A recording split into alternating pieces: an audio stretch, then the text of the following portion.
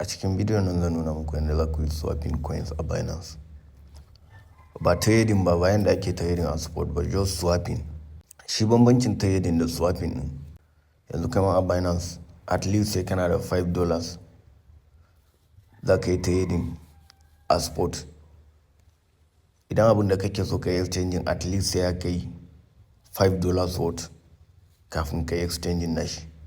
Amma shi wannan swapping ɗin ko bai kai ba, za ka yi swapping nashi sharp sharp. To shi yasa za ka zo trade nan, za ka shigo trade nan.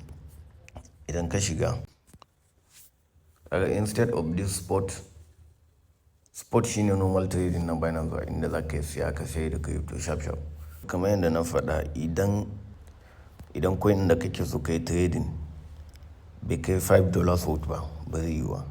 Instead kawai sai ka zo ka shiga wannan converting. Idan ka taba nan wajen shine inda za ka sa coin da kake so. Anan yana USDT, sai in je in selecting coins da nake so. Anan za ka iya searching ma nan. Idan kana so ka yi swapping hamster ne, sai ka taba, sai ka yi searching hamster. Ka gan shi anan? Sai ka yi selecting nashi. To wani coin za ka yi swapping from hamster to wani coin, shi ma sai ka yi searching anan. To mostly dai USDT ne ake using, sai mu selecting USDT. A nan gurin shine inda za mu sa amount. Idan muna so mu yi swapping duka ne, sai mu danna wannan max ɗin na ƙasa. Minimum amount is 1.4 hamster. Shine abin da zai yi swapping minimum amount. To abin da za mu yi shine bari mu yi selecting wani coin tun da ba mu da hamster nan. Bari mu yi selecting wani coin. Bari mu yi selecting kankanin. Da USDT ba.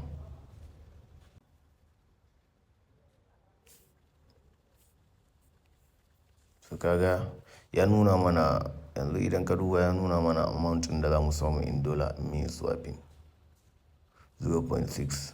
One kankanin is $0.68. Sai mu yi preview conversion wannan.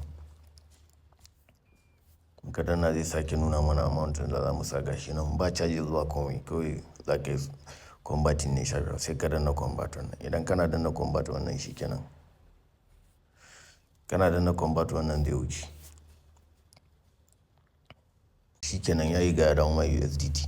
Kaga a maimakon spot trading ka yi using wannan method ɗin ka yi exchanging nashi. Yanzu haka zai je zauna a spot wallet naka, kamar yadda in kai trading zai zauna a spot wallet naka. Bari mu je mu duba shi.